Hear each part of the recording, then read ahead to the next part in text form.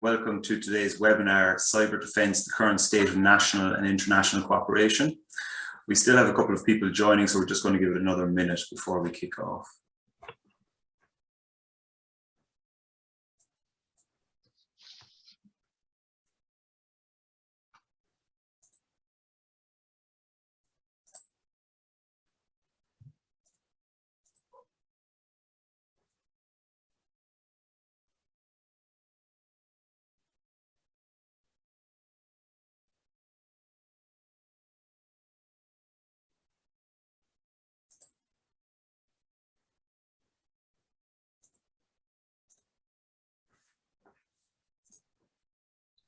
Hello everyone and welcome to today's webinar on cyber defence. My name is Owen Byrne. I'm the Cluster Manager for Cyber Ireland, and this event forms part of our series of events for Cybersecurity Month, which is all about aiming to promote the cybersecurity sector and cybersecurity awareness, and have a series of events to bring the community in Ireland and internationally together to discuss relevant topics. Last week we had our national conference on Thursday. We had 400 people from across Ireland and internationally attend that. It was a great success, and we heard a lot from people across industry, academia and government discussing Ireland's cybersecurity opportunity for the cybersecurity industry. We discussed the importance of industry-government collaboration. We discussed the skills challenges that industry and government are facing, and also how do we build a research and development ecosystem in Ireland. And what kept coming through the sessions from the speakers was the importance of collaboration and cooperation, and in particular between industry and government. We heard from the NCSE and the Garda Cybercrime Bureau. And today we're going to continue that discussion around national cybersecurity and cyber defence with this webinar on the current state of national and international cooperation, which is organised with the Irish Defence Forces. So I'm going to pass it over to our moderator for today, who is Pat Larkin, CEO of Ward Solutions and a member of the Cyber Ireland board, who has a background in the Defence Forces and is going to introduce today's session and our speakers. Over to you, Pat. Thanks very much, Owen, and good afternoon, everybody, and you're very welcome to this this webinar. So we have two great speakers today. So we have Commandant Ken Sheehan, OC of 1st Brigade, Communication and Information Services Company in Cork, who's going to look at the cyber defence national and international overview. And then we're joined by Commandant Rónán of Flaherty, so also Defence Forces, but on secondment to the National Cybersecurity Centre, and through that onwards to the NATO Cyber Defence Centre of Excellence. We will be looking at the cooperative element, if you like, from a NATO and Cyber Defence Centre of Excellence perspective. As Owen alluded to, obviously, as we know, cybersecurity and the cyber threat is it's all pervasive, it's ever growing. And I suppose the multi-stranded nature of it, coming from cyber criminals, nation state, and both ambivalent nation state and I suppose more active nation state activists, pose a significant threat to I suppose the established society, citizens, commercial entities, and critical national infrastructure. And I suppose one of the areas one of the factors of that success has been obviously the ability maybe to exploit some of the gaps in the traditional structures for defence, policing, security, etc., that the cyber realm offers opportunities for. So it's really interesting to hear, I suppose, as Owen alluded to, the need for that increased collaboration between agencies at a national level and similarly at an international level, and not just the traditional defence agencies, but also industry, academia, research and development, etc. as well. So it's really interesting to hear, I suppose, the state of that national and international cooperation and collaboration. So I suppose let's get going with it then, and let's kick off then with our first speaker. So it's Commandant Ken Sheehan, and he's dealing with the national and international overview. Over to you, Ken. Thanks very much, Pat. As Pat said, my name is Ken Sheehan, and before I start, I just want to say thanks to Pat for giving up his time, and also thanks to Cyber Ireland. The Defence Forces don't often publicly talk about cyber issues, so it's great that we have this opportunity, and that Cyber Ireland are giving a platform for us to discuss this. So the agenda, I'm going to look at a few questions because I was struck by the various different ways that different organizations and different people had at looking at different cyber issues during the Cyber Ireland's national conference last week. Because we are a military force and because of our experiences, we might have a slightly different way of looking at cyber. And as was said by so many speakers last week, collaboration is key. So start off with, who am I? I completed a degree in computer science in University College Cork in 2002, and I joined the Defence Forces as a cadet. I was commissioned as a CIS officer, the Communications and Information Services officer, in 2004, and since then I've held various appointments at home and overseas in Africa, the Middle East, and the Balkans. Along the way then, I picked up a master's in international relations and a higher diploma in leadership management and contemporary security. So that's the perspective I'm looking at things from. So who are we? Hopefully everybody has a reasonable understanding of the Defence Forces and what the Army, the Navy and the Air Corps carry out. I'm going to focus on the Communications and Information Services Corps for a bit. We're responsible for the development and operation of information technology systems in support of Defence Forces tasks. That's our traditional role, and you can see there a list of CIS units.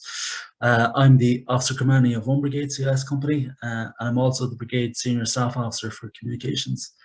This means that I advise the Brigade on communications issues, as well as commanding the unit that provides the various different military communications links around the southern half of the country. So when I say military communications, well, what do I mean? The photo on the right is how we set up communications after the 97th Infantry Battalion deployed to Chad with EU force in 2008.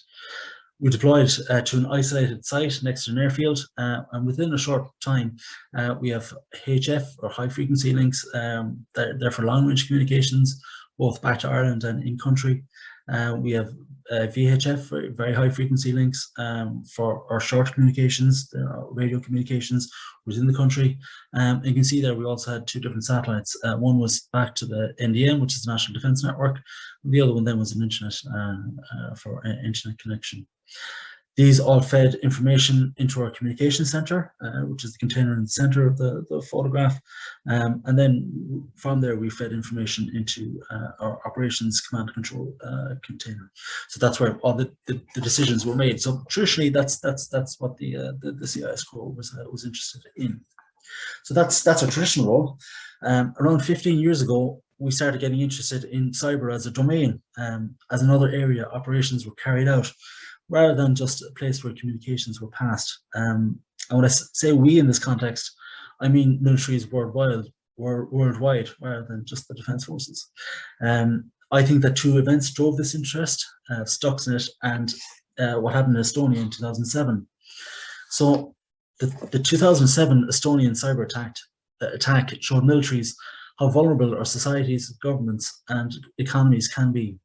Previous to this, it could be argued that militaries were just focused on the protection of our own communications networks. Stuxnet was the 2010 cyber attack on the Iranian nuclear facility. The end result appears to be the disruption of the Iranian nuclear program.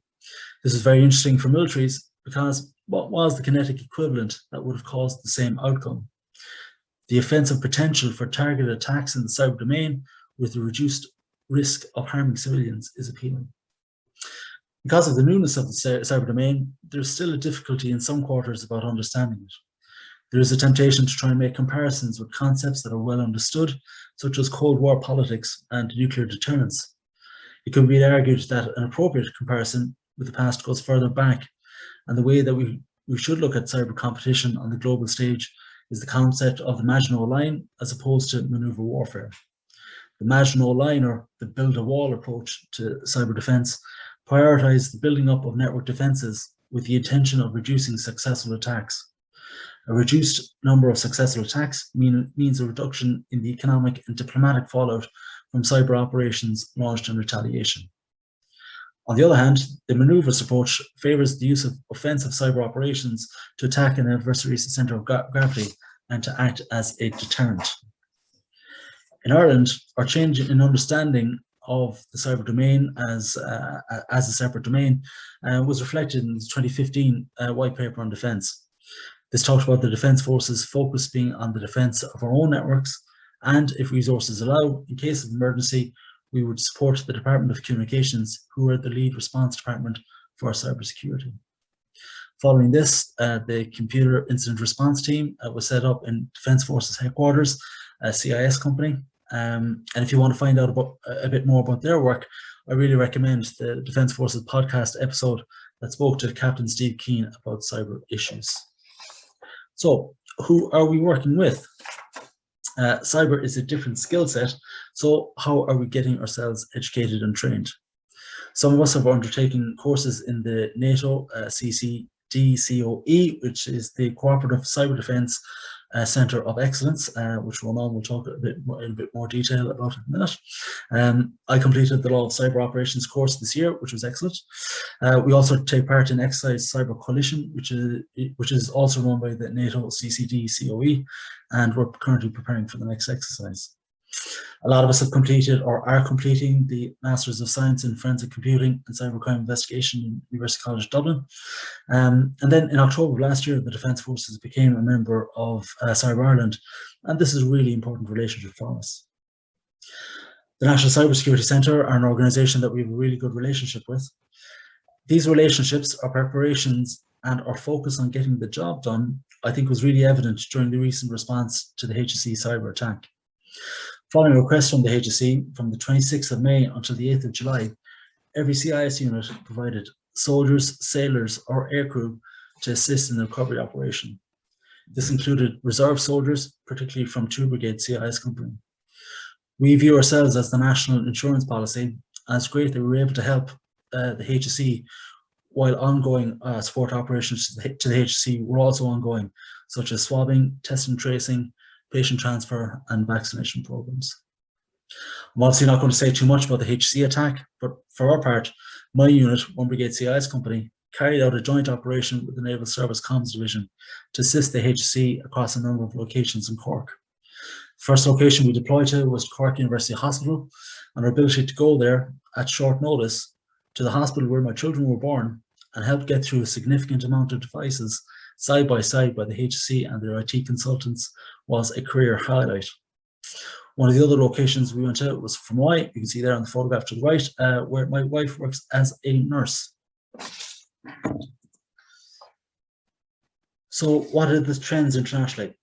Disinformation, the spread of disinformation over cyberspace is arguably the most significant threat to democracy in a generation. In 2020, evidence was found of 81 countries using social media to spread propaganda and political disinformation. This was an increase of 11 compared to the previous year. The issue of disinformation is unlikely to improve in the short term, as some fear that a significant growth in sub-threshold of war and hybrid activities in the next decade may undermine the integrity and verifiability of data information. The very nature of truth will continue to be attacked, and those who struggle with digital media literacy will be targeted by others. There have been several recent attacks against critical infrastructure, most notably the February 2021 attack on a water treatment plant in Florida, the targeting of the Colonial Pipeline in the eastern coast of the US, and of course, for us the most significant, the targeting of the HSE.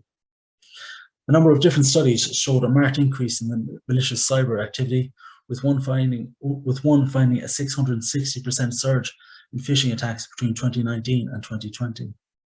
While the majority of the increase can be accounted for by opportunistic criminal activity, there have been a number of cyber events that possibly had state involvement or significantly influenced the victim state to adjust their foreign policy.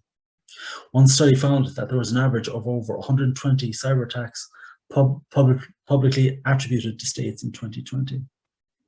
There have been some obvious explanations to why states are using cyberspace to advance their domestic and foreign policy goals.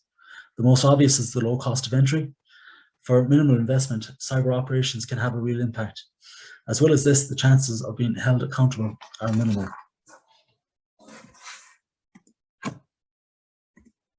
So what are states doing?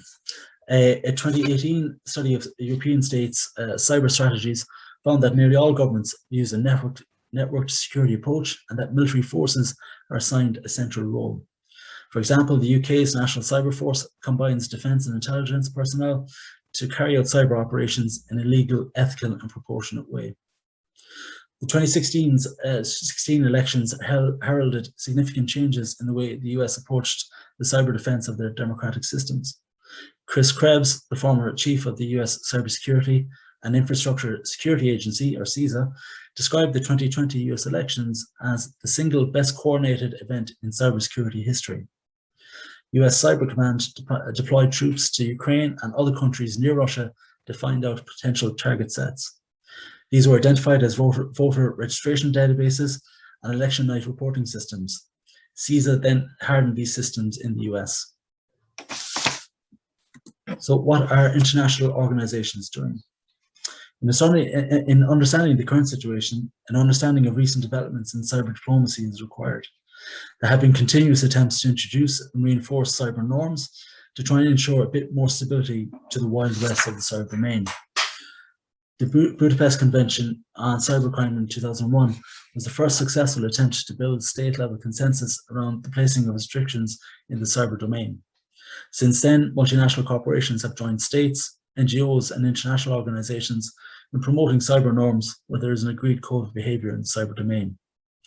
Some of the major recent developments include, in June 2017, the EU introduced the Cyber Diplomacy Toolbox. In February 2018, the Charter of Trust initiated by Siemens was announced. April 2018, the Cybersecurity Tech Accord was championed by Microsoft.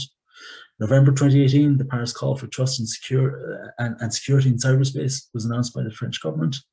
And then in December 2019, the UN group of governmental experts held their first meeting with representatives from 25 states.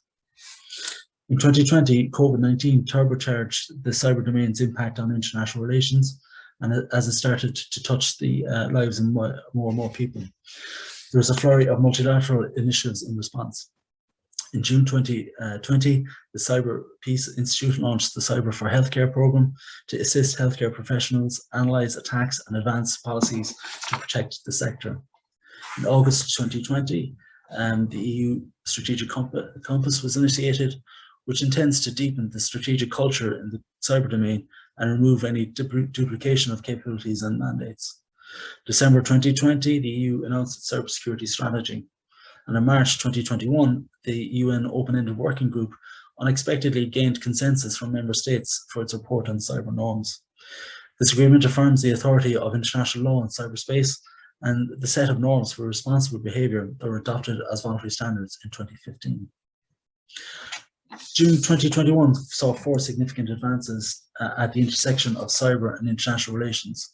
The G7 made a statement regarding ransomware for the first time, urging Russia to hold to account those within its borders who conduct ransomware attacks, abuse virtual currency to launder ransoms, and other cyber crimes.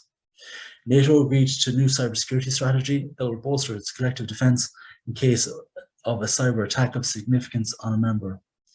This follows the 2016 Cyber Defence Pledge, where NATO countries committed to enhance and strengthen the cyber defences of national infrastructures and networks as a matter of priority.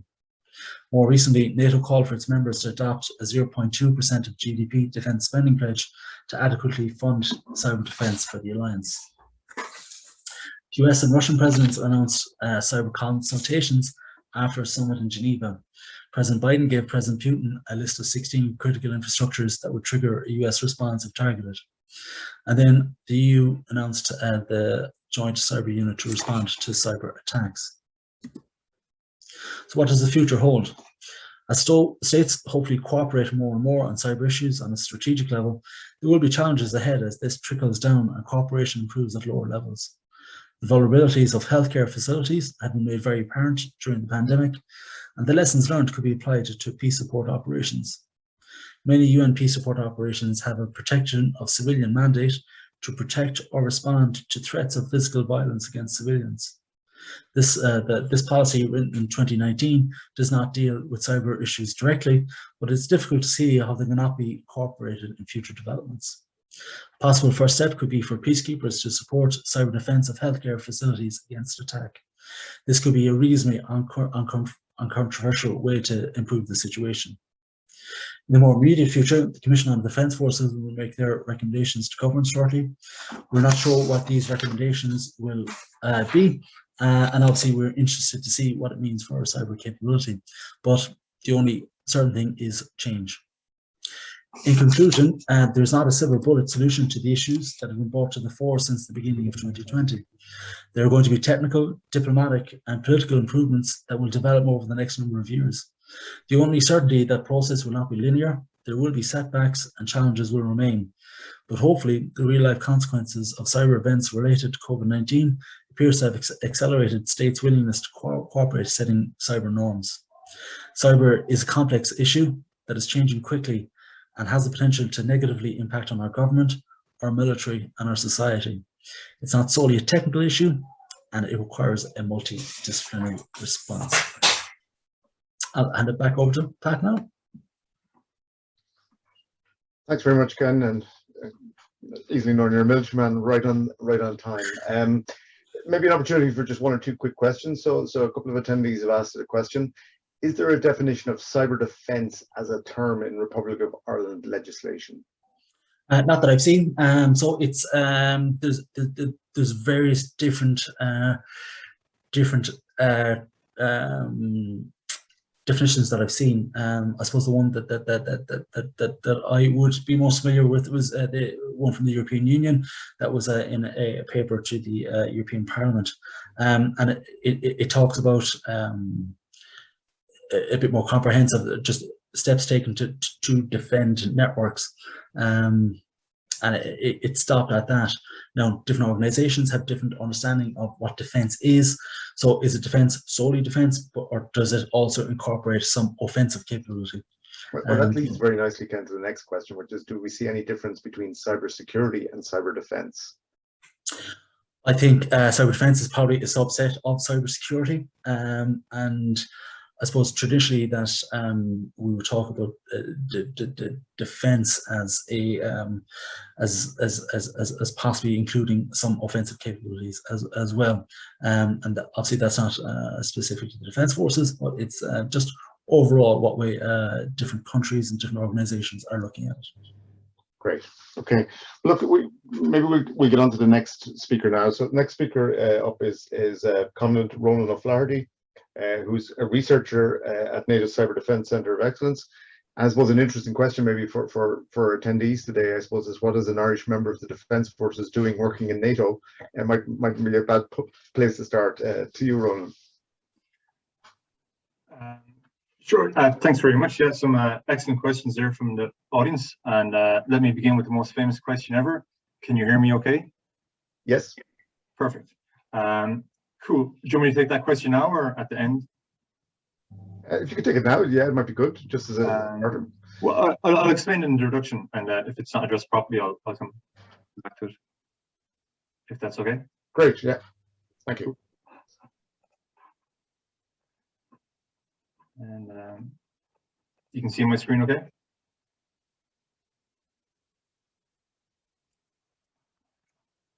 You can see my screen, Patrick? Yeah, I can. Perfect. Yeah. Cool, thanks very much. Tora, hello in Estonian, good afternoon. You're very welcome to this brief on the NATO Cooperative Cyber Defense Centre of Excellence. I am delighted to have the opportunity to brief you today on the CCD COE, where I'm a researcher in the operations branch. A short background of who I am and what's brought me, hopefully to answer the question, the first Irish person to the CCD COE. I have 22 years experience in the Defence Forces, where I am a Special Staff Officer in the Communication and Information Services Corps, and I've served on a number of UN mandated missions, where my role primarily involved combat radio systems and networking, very similar to Ken. And to answer the question, it was a national cybersecurity strategy in 2019, which resulted in a member of the Defence Forces being seconded to the National Cybersecurity Centre and being posted to the CCD COE, where I'm currently studying a Master's in Forensic Computing and Cybercrime Investigation at UCD, similar to Ken. This is the agenda for today's brief. If there are any questions, there will be an opportunity to address them at the end. As you go through the brief, as you can see from the slide here, I will highlight in bold where we are. First of all, it is important to be aware of the roles and responsibilities of NATO Centres of Excellences, referred to as COEs. COEs are national or multinational funded organizations. They are not part of the NATO command structure, but they are accredited to the NATO Allied Command Transformation. The main focus of COEs is research and development in various areas. That might also answer the question. This CCD COE, the Centre of Excellence, is not part of the NATO command structure, although we are accredited by NATO Allied Command Transformation. The CCD COE was created in Tallinn, Estonia in 2008. It consists of 29 member nations, representing most NATO member states, as well as NATO partners from across the world. Currently, there are 70+ staff members at the centre. Due to our experience of engaging with the alliance, nations, academia, and the private sector, the international team here is best placed to offer a global perspective on the cyber landscape. What is the mission of the CCD COE? The mission of the NATO CCD COE is to support NATO and the Centre's members nations in the fields of cyber defense research, training, and exercises for providing cyber defense expertise within the focus areas of technology, strategy, operations, and law.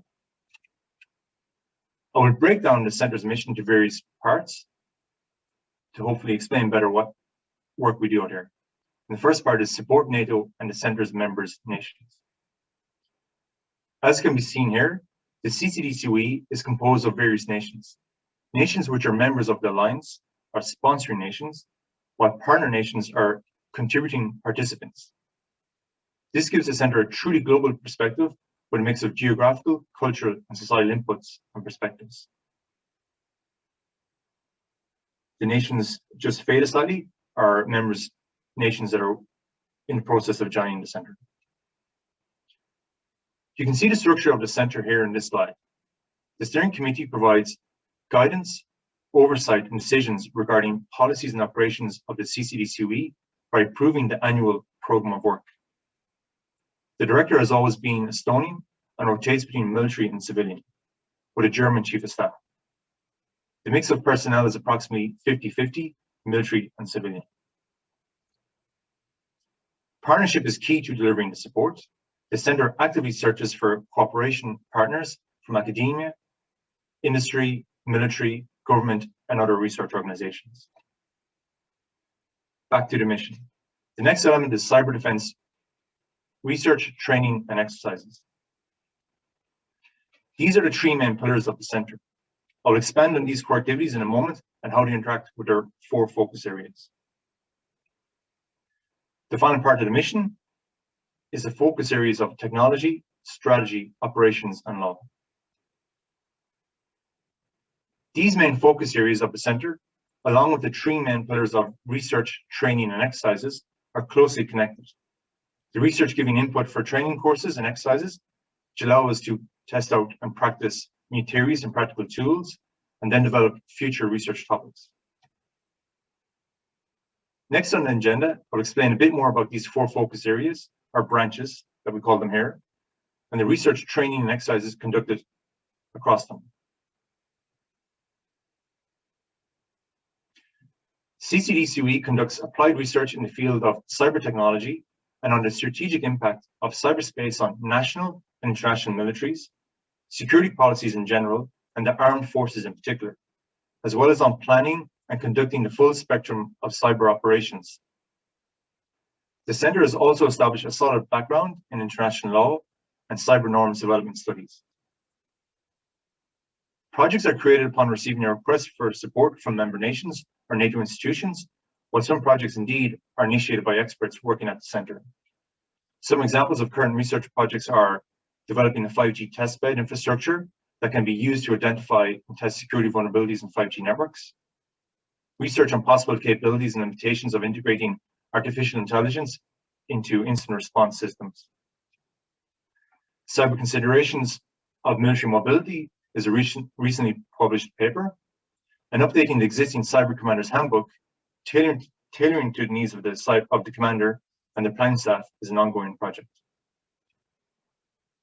In addition to that, there is an impressive number of publications and research papers on various aspects of cyber defense available on the library page of our ccdcoe.org website.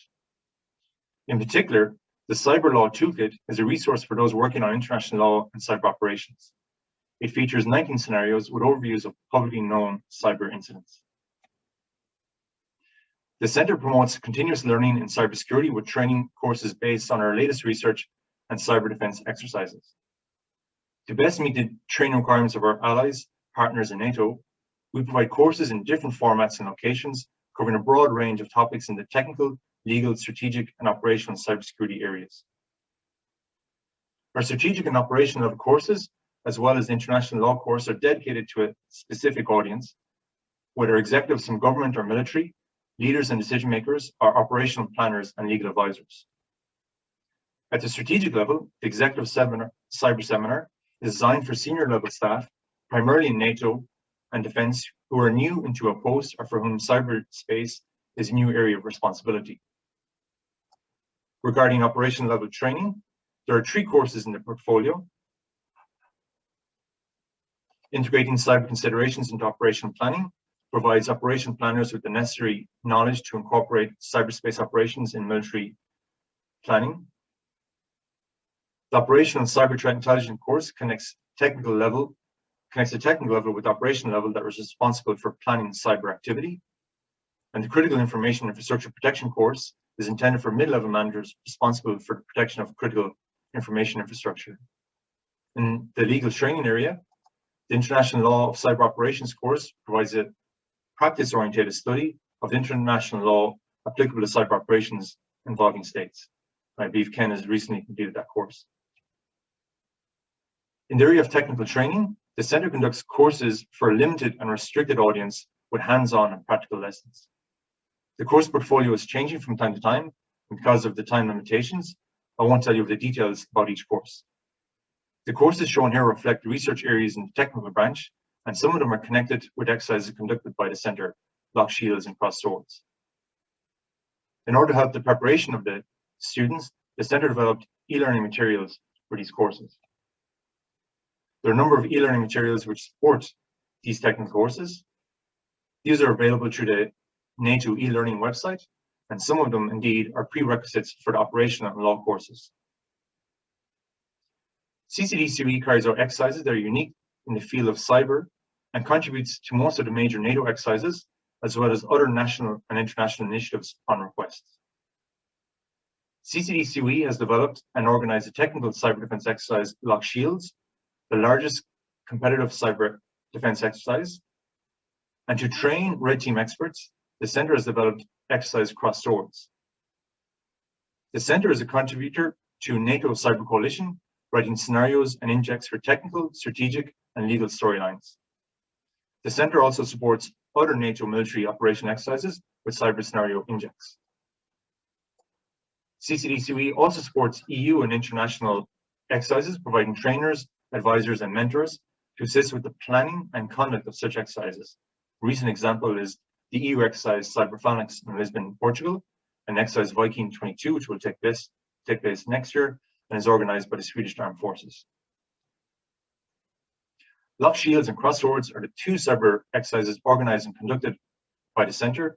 I'll expand on them further in a moment. Next on the agenda, I'll explain a bit more about the flagship projects of the Centre, which include those exercises. The 4 flagship projects are as follows. Lock Shields, the largest live-fire technical cyber defense exercise. Cross Swords, a red teaming exercise, which involves forensics, military police, and special operations. The Talon Manual, the must-have for state legal advisors on international law applicable to cyber operations. And CyCon, the annual international conference on cyber conflict. Lock Shields is a unique international cyber defense exercise offering the most complex technical live-fire challenge in the world, including industrial control and SCADA systems.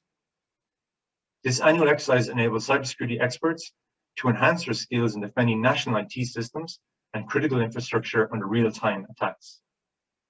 The focus is on realistic cutting-edge technologies, cutting-edge technologies in stimulating the entire complexity of a massive cyber incident, including strategic decision-making, legal, and communication aspects.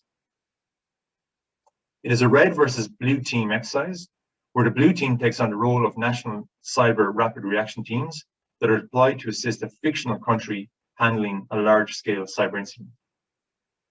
The techniques are changed every year, making it an innovative exercise. It is a defense-oriented exercise and tries to enhance operations and information sharing capabilities. Pardon me. And tries to enhance cooperation and information sharing capabilities. Lock Shields also has a strategic decision-making element, allowing blue teams to practice processes and procedures as outlined by national cyber strategies, and to understand the contribution, coordination, and decision-making processes during a cyber event, both domestically and internationally. Looking at the numbers for Lock Shields this year, 22 blue teams participated with an average of 40 experts in each team. And in total, there was more than 2,000 experts, including the different teams, not just blue and red team, but green and yellow team, from nearly 30 nations. Crossroads is an annual technical and teaming, red teaming cyber exercise, training pen testers, digital forensic experts, and situational awareness experts. Crossroads tests the capabilities and skills that participants would need when planning and executing a full spectrum cyber operation, together with elements from the other domains. Crossroads has evolved from a relatively straightforward technical training workshop to an exercise that also involves leadership training for command elements, legal aspects, and joint cyberkinetic operations. The TANI Manual 2.0 is the most comprehensive guide for state policy advisors and legal experts on how international law applies to cyber operations carried out between and against states and state actors. An invaluable analysis by an international group of renowned experts, published in 2017, it serves to inspire both academic, research, and state practice. TANI Manual 3.0 is a multi-year project which will revise all chapters of TANI Manual 2 in light of evolving cyber operations and state practices, activities of international fora, UN, NATO, EU, multi-stakeholder and non-governmental initiatives, and academic work since publication. We will consider new areas of law, example, international cooperation in law enforcement and international trade law. CyCon is the annual international conference in cyber conflict, which addresses the most relevant issues concerning the cyber defense community. CyCon has become a community building event for cybersecurity professionals adhering to the highest standards of academic research. It presents many thought-provoking academic papers about current, evolving, and over-the-horizon threats. Okay, we've worked our way through the agenda. So, in conclusion, as technologies and threats in cyberspace are becoming more sophisticated and complex, NATO CCD-COE remains an internationally recognized cyber defense hub and a fundamental resource in strategic, legal, operational, and technical aspects of cyber defense. It brings like-minded nations together to provide research training exercises to the community. The center aims to be a champion in cooperation, providing a 360-degree view of cyberspace. And unique flagship projects, which I've shown to you, have helped to build a trust and collaboration in the cyber defense community. Simply, we're here for you. Thank you for your time and attention. And as we say in Estonia, aitäh. Thanks very much, Rónán. Very interesting indeed. I have some more questions. I should just point out to people, if you have questions, if we use the Q&A function that's in Zoom, just to ask the questions and then we can get people to answer them. So a couple of really good questions in already, so we'll open it up to either panelist. And I think there's two questions that can probably be consolidated here immediately, and I see Ken has volunteered to answer one of them. So the first question is, how does the military and civilian institutions coordinate for cyber defense in Ireland? Who takes the lead? And then there's another related question which we can bundle for either presenter. If Ireland was hit with an economic crippling cyber attack, who would lead the response? Would it be the NCSC? Do the military work with Garda Síochána to protect the cyber, etc.? So maybe Ken, let you answer that question. Sure. Thanks, Pat. So not to get too bogged down in the details, but it's clear who is the lead response agency from the white paper on defence. So the Department of Communications is the lead agency for cybersecurity in Ireland. The Defence Forces does work with particularly with the National Cybercrime Security Centre or Cyber Security Centre, and we also work with our colleagues in the Garda National Cybercrime Bureau. But I know we do work well with the other agencies. But from our own white paper, it's the Department of Communications are the lead agency. Great, thanks, Ken. Just there is a question, which I guess I'll confirm publicly with the two guys. Are we okay to share the slides after this presentation, make them available to the attendees? Are we okay with that? Yeah. There's a question there. Yeah, I think. Just need to double check with the head of communications here, but there shouldn't be an issue. I expect this presentation is going to YouTube, but I'll double check. Sure. Okay. So we let people know afterwards. But if we get turns to share them, then we'll make them available. If not, then we'll let people know. If I may, Pat, just to come into the question here that sure. Ken asked, answered. Sorry. Just my experience out here and research out here and learning out here is that the primary role of militaries. The cyber role is to defend their own network, primarily to defend their own network, and any other cyber operation would only be in support of military operations. Okay. Another question here from an attendee. Is IEC ISA 62443 a standard the Defence Forces consider or comply with? So this is a standard for industrial control systems, both from ISO and IEC. Is that a standard that the Defence Forces operate with or comply with? I think we're getting into a small bit of technical issues there, so sure. I'll pass on that one, Pat, if you don't mind. Sure. Yeah, no problem. No problem. I think just from our experience, Ward Solutions, obviously, this is an emerging standard that even the CNI operators are now only looking to start to become compliant with. It's an evolving standard. So from our experience, even the operators of critical national infrastructure are only starting to consider and look at this standard now. And in some respects, it's been driven by EU NIS, and the EU NIS 2, I think, is probably forcing some compliance and consideration of that standard. So it's only, in our experience, coming into consideration and play. Yeah, Pat, if I may. But it's a good question. It's very detailed. Thank you for explaining what it is. But maybe for the wider audience, this is always going to happen. This time next year, there's going to be a new standard, or in 5 years' time. So I think that's the purpose of the exercises here at the centre, is that you continually test people, continue to test your staff or train your staff and give them opportunities to learn and better to discover compliance issues in an exercise, in a sandbox, in a virtual environment, rather than in the real world. They're the benefit of exercises to explore issues like this. Another great question from one of the attendees. Given the difficulties of, sorry, I've just lost my screen here. So the question is about, is there international treaty required to govern state behaviour? So given the difficulties of applying international law in the cyber domain, is an international treaty required to govern state behaviour?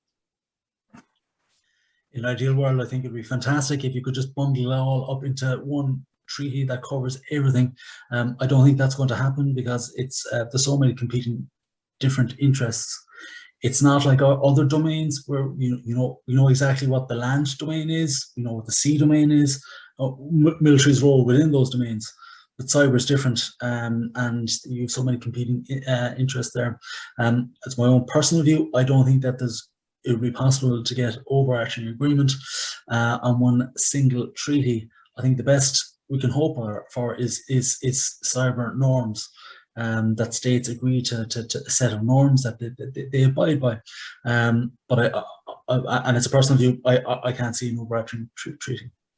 There seems to be two camps, I think, if you look at this from an international law perspective. There's a view of some international lawyers or law experts that the current laws as applied to cyber are adequate. And then there's a diverging view that, there are major gaps, that there's different paradigms, obviously, with cyber, et cetera, as well, and that there is need for new legislation. And I think, Rónán, I'm not sure, put you on the spot, but your colleagues in Tallinn, I think, have done a lot of work in terms of mapping the international laws that apply to cyber, based primarily on, I presume, their experience back in 2008, and obviously their evolution into being one of the main players from a cyber expertise perspective. For sure. Again, another excellent question. So thank you very much to the audience. I think there's maybe some layers to that question there. International law does apply to the cyber domain. The difficulty, as outlined in the question, the challenge is the difficulty in applying that one. And the two issues around that, possibly that I just scribbled on there, are attribution. How do you attribute an activity to a nation? So how do you identify, how do you hold somebody accountable for that? and that activity, if it's attributable, is above the threshold of an armed conflict, and does international humanitarian law apply? So there's a lot of technical detail, legal detail around the application of international law, but it certainly does apply.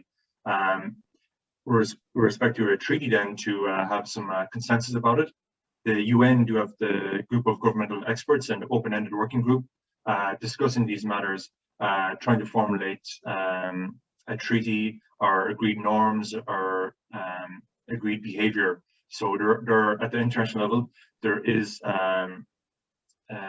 work in progress on that one. Slow, perhaps, but there is work in progress there with the UN group of experts and the open-ended working group on that.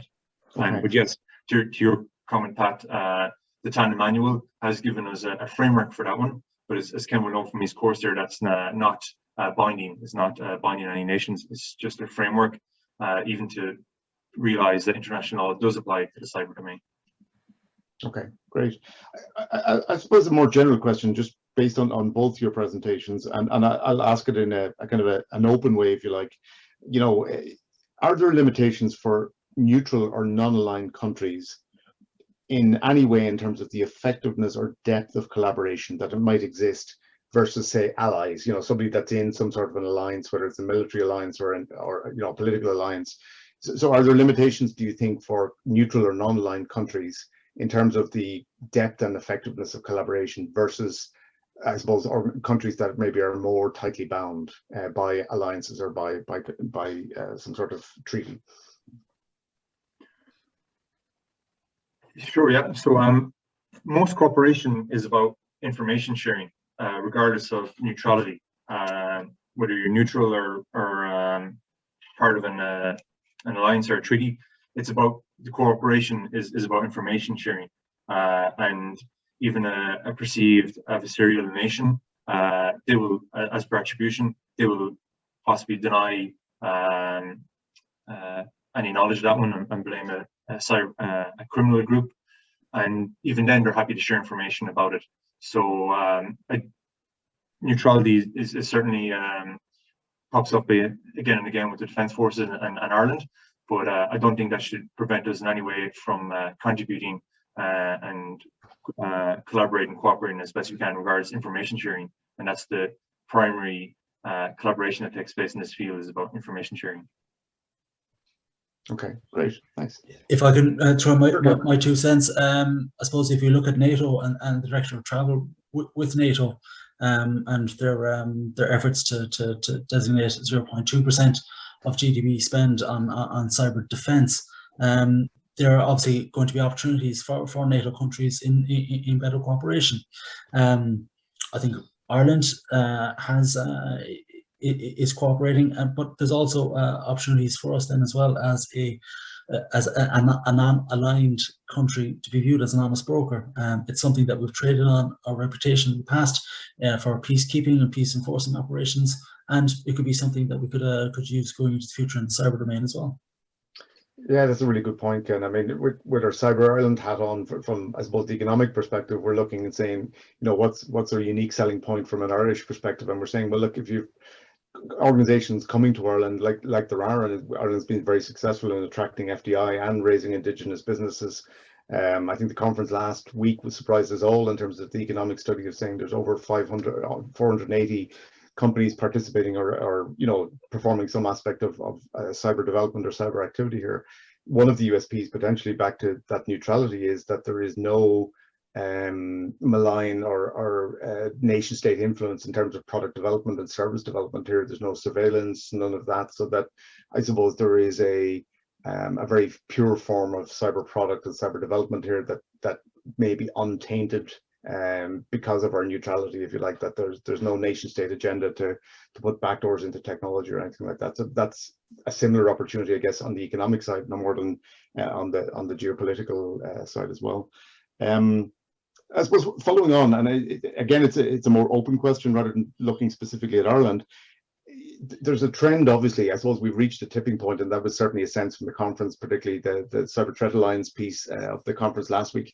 We've reached a tipping point, for example, on ransomware, and obviously the degree of cybercrime and the disruption, not just to business, but to critical national infrastructure. And there is a sense, certainly from looking myself at UK and US, there is a sense that we're moving from cyber defense to some form of cyber offense or active cyber defense. So do you see roles of collaboration between international, in general, do you see collaboration globally extending to that cyber offense or more active cyber defense role? And if so, in what kind of fashion do you see that happening at a general level, not talking specifically about Ireland, obviously, but at a more general global trend level? I can go first. So as I said a moment ago, most of the collaboration in cyber defense is information sharing.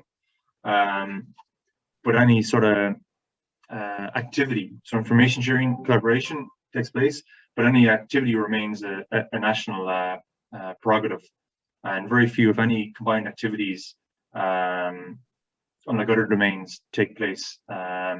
Yes, police force and police agencies and law enforcement agencies do exchange and may have combined activities from the cyber domain, but very few, if any, combined activities would take place in the cyber domain among nations. And just to state that NATO does not carry out offensive cyber operations. They don't take place, and if they do take place, they're classified, limited in national scope, and they're overall still maturing. So any sort of collaboration around offensive cyber operations is very, very limited. Okay. If I could chime in on that, I suppose we've talked about some of the legal difficulties of cyber operations, and I think it's interesting that just to think about, if something happens on the cyber domain, does the response actually have to also be in the cyber domain? So if you look at one or two EU initiatives, I'm particularly thinking about the EU Cyber Diplomacy Toolbox. So just because something happens at the cyber domain, the EU response actually for a few incidents wasn't in the cyber domain, they were in the form of sanctions. So you can, and that makes it a lot cleaner in a lot of ways, because there's well understood and practiced law in that area, where it's obviously the law is still developing and understanding is still developing on offensive operations in the cyber domain. Great, thanks, Ken. So a question in from one of the attendees. With the advent of the concept of cyber peacekeeping, how might the triple lock requirement play out when the term deployment becomes a less than physical concept? Would the requirements still apply? I'd also be interested to hear how the DF collaborates with UN in the cyber realm. So I'll start off on that one, because I mentioned it towards the end of my brief. I suppose the most difficult thing about the cyber domain is, unlike other domains, if you think about the land domain and the where I've done my peacekeeping and peace enforcing operations, everybody understood exactly where that was. We traveled from here to Liberia, and we knew that the area of operations, we all had a really good understanding of what we were doing out there, and what we could and what we couldn't do. Cyber domain is a bit different, because it's not as tangential as the land, air, or sea domains. So there will be difficulties. I think, as I noted, we're going to have to take baby steps to start introducing them in UN peacekeeping operations.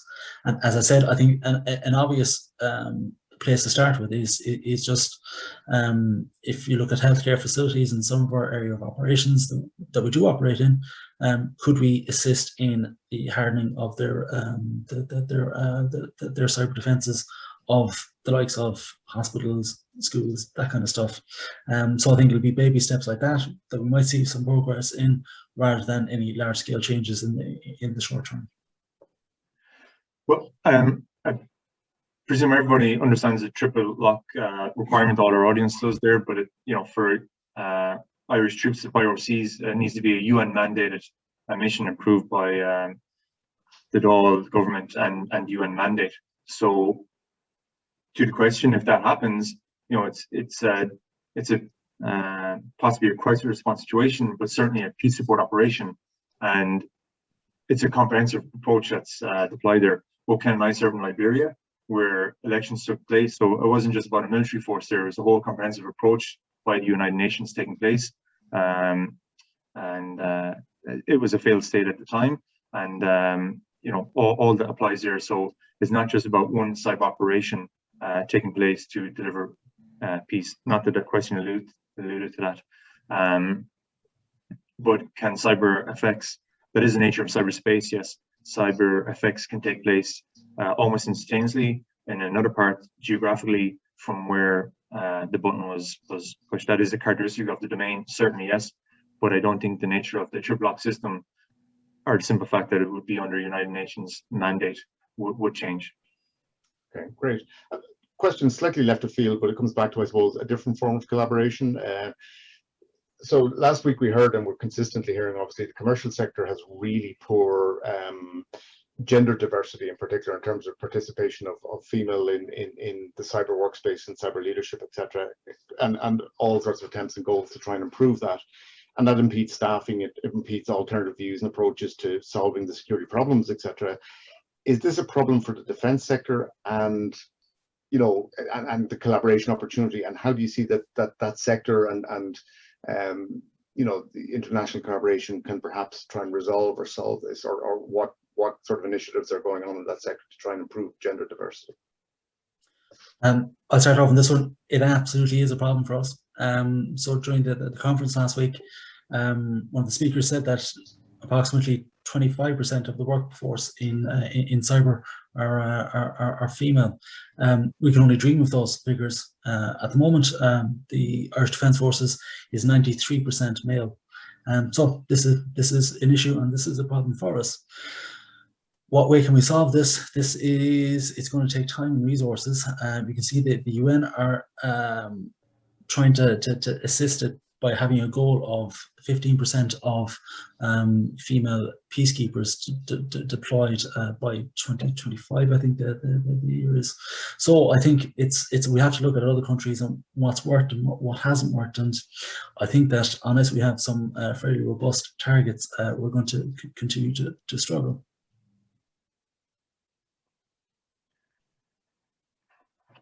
Certainly out here, in the center, there's a good diversity, and I don't think that gender has been an issue, although we've largely been working from home.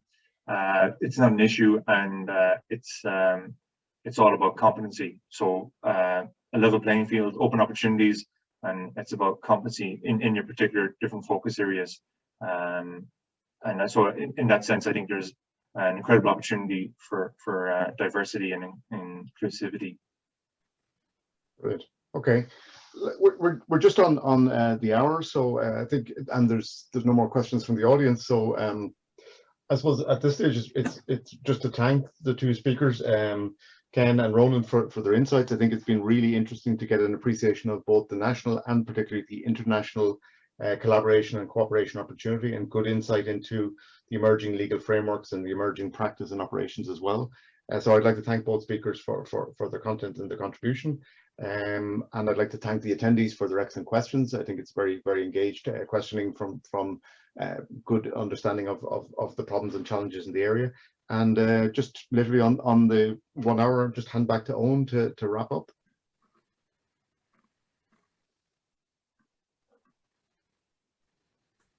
Great, thanks, Pat. Can you hear me there? Yeah, sorry. Yeah. My internet's a bit slow.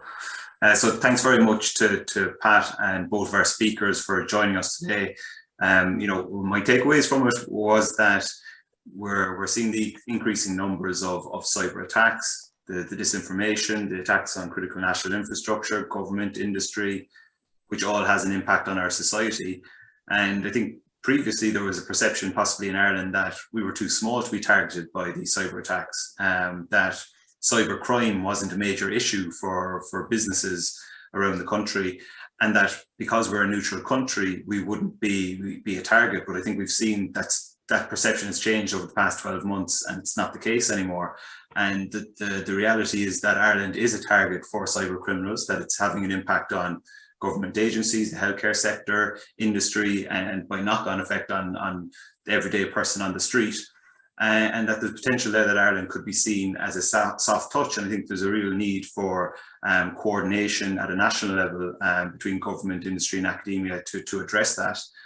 And I think, you know, this is why the whole area of cyber defense is so important to cybersecurity and the cybersecurity industry, because even though we're an industry cluster, a representative of the industry, it all feeds into the same goals and the same mission. That's why it's important to have these types of conversations to bring people together from different backgrounds. I think it was interesting as well, the point that was made, Rónán, about, you know, the NATO recommendation that there'd be 0.2% of GDP should be spent on cyber defence, and, you know, where is Ireland right now at this point in time, and how will we get up to that level if we could make a commitment to that from government, to make it a priority and to resource it as well. So I think, look, the takeaways very much are we can't work within our silos anymore, and that there is a real need for Ireland to engage in cybersecurity and defence and diplomacy on the international stage. And that's why it's so important to participate in, you know, the NATO CCDCOE, in the UN Security Council as well, which I believe Tallinn are looking to bring something on national cybersecurity and diplomacy to the UN Security Council, and European programs as well, such as Digital Europe, the European Cybersecurity Competency Centre, which is based in Bucharest, and that there will be a national cybersecurity coordination centre set up in Ireland within the next 12 months as well. There's developments there underway, as well as the EU Joint Cyber Unit. So there is a lot happening internationally, and it's important that we stay abreast of that and we don't just stay in our silos and maybe focus on the day job as well. So thanks very much everyone for joining us. Just to remind you that we do have a couple of events left for our Cybersecurity Month activities. On Thursday, we have an SME multinational networking event. If you're interested, check the website or contact me afterwards. And we also, on the 10th and the 11th of November, have a workshop, two-day workshop with Intertrade Ireland on cybersecurity government procurement opportunities as well for SMEs. But thanks very much for your time, and I hope you have a good day.